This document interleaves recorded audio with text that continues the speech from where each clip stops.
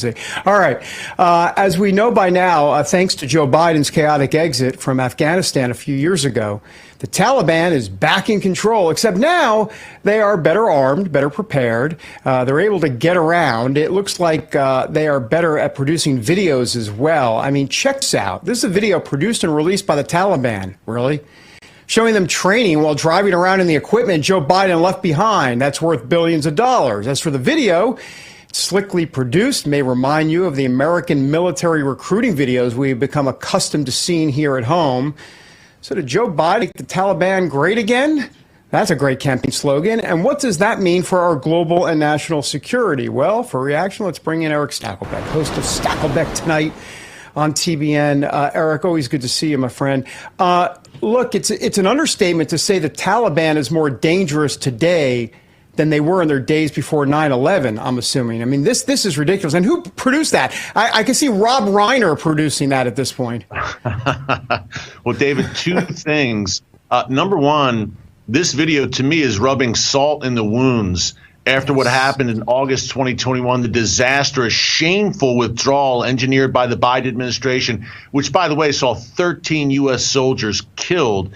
So a complete insult, rubbing salt in the wounds. But secondly, David, you referenced it. Look, the Taliban, did you see that gear in that video? That American, hey, billions, hundreds of billions of dollars of American advanced military gear and hardware left behind. I can tell you, David, from studying this for a long time, the Taliban did not have equipment like that, what we're seeing on the screen right now, prior to August 2021 and the U.S. withdrawal. So, yes, absolutely, this puts the Taliban in a much more lethal place. Their capacity is much greater. And, David, look, prior to 9/11, the Taliban-run Afghanistan was a launching pad for global terror, including 9/11, which was planned and executed from that country. And it's a good bet right now, with ISIS growing in strength there now under Taliban rule, that it will be a terror haven once again. Yeah, leave it to Biden to upgrade the Taliban. That says everything you need to know. An article came out recently in which a U.S. diplomat said the U.S. is more willing to engage with the Taliban. This diplomat said, quote, Washington has learned the hard way that isolation is ruinous. It's ruinous for the Afghan people. It's ruinous for the region. I guess, by the way, Erick, with the Biden administration, we shouldn't be surprised that this is the rhetoric coming from them.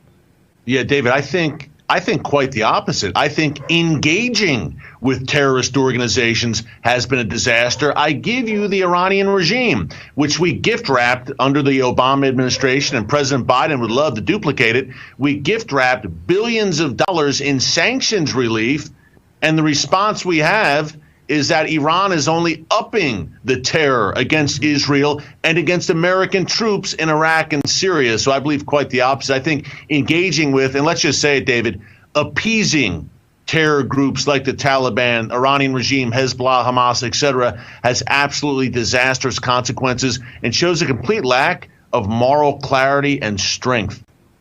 No doubt. Joe Biden doing his best Neville Chamberlain impression. There's no doubt about it. So, Erick, meanwhile, the Taliban trying to boost the economy over there in Afghanistan. Good luck with that. So they came up with this idea. They're trying to woo tourists to the war-torn nation. I don't know about you, but when I'm deciding vacation spots this summer, I'm not searching for a condo rental in Afghanistan on Airbnb. Yeah, maybe that's part of the Biden administration's negotiations to build some condos in Kabul.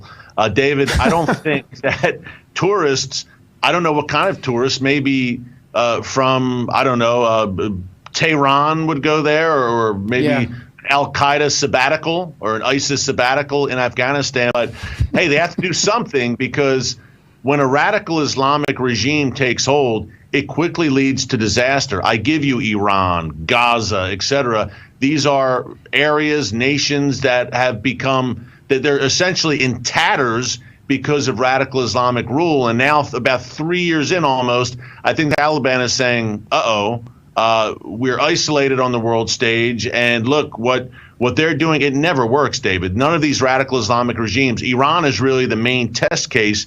It's always ended in a complete shambles. So this smacks of desperation by the Taliban. And yet, the Biden administration, as we've been discussing, seems determined to throw the Taliban a lifeline. No doubt. I've got 30 seconds or so. Eric, tell us about Stakelbeck Tonight. Who's on? What do you got coming up? You got to check this show out, guys. It's on TBN. But go ahead. Well, Eric. David, thank you. Every weeknight, Monday through Friday, 7:30 p.m. Eastern, with a re-air at 10:30 p.m. Eastern time. We've got some great interviews coming up. We just have Naftali Bennett, the former Israeli prime minister, joining us. Alan West, Sebastian Gorka, Franklin Graham. It's been a star-studded lineup this week, and we're covering all of the issues that matter to you, matter to us right here in the United States. What happens over there matters to us right here.